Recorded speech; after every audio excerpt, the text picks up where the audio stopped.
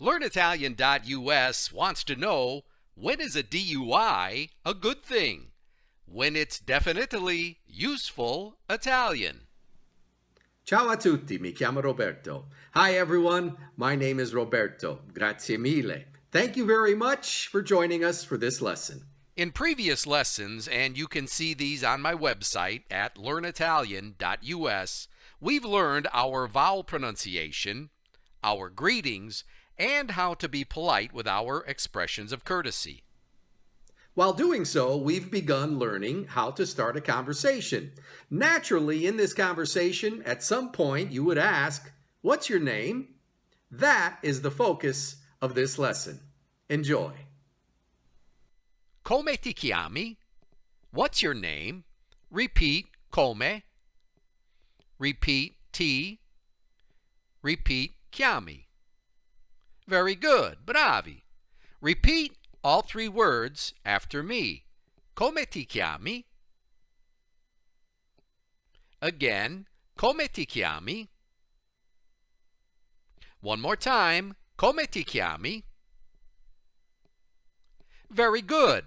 Let's try it again, repeating all three words, but this time we'll say it just a bit faster. Come ti chiami? Bravissimi! Did you notice that in English, just as it is in Italiano, there is a rising intonation, an upward inflection on the last word of that question? Come ti chiami? What's your name? And now that we know how to ask the question, come ti chiami? Our next question is, what is the answer? The answer is mi chiamo. My name is. Repeat mi. Repeat chiamo. This answer, this response is the same regardless of your gender. Repeat mi chiamo. Bravi. Again, mi chiamo means my name is. So now we have to fill in the blank. Per esempio, I would say, mi chiamo Roberto. My name is Roberto. Now I will ask you, and I want you to answer loudly so that wherever you are in the world, I can hear you. Are you ready? Come ti chiami? I heard mi chiamo Paolo, mi chiamo Janet, mi chiamo Davide. Bravissimi, siete bravi. In an earlier lesson, I mentioned to you that in Italiano there are two ways of speaking, formal and informal.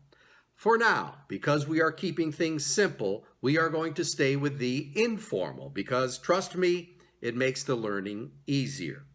But, I have to show you this, and when you see it, and more importantly, when you hear it, as I tell all my students, let it go in one ear and out the other, because you do not need to keep this right here. Come si chiama is the formal of come ti chiami. The grammatical rule in Italiano is that if you do not know someone, if they are a stranger or a new acquaintance, you should address them formally. So in that case, someone may say to you, come si chiama?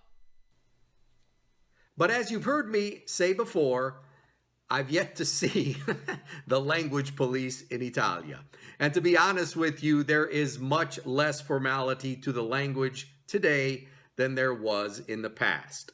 Just remember our rule for avoiding confusion. Repeat what someone says to you.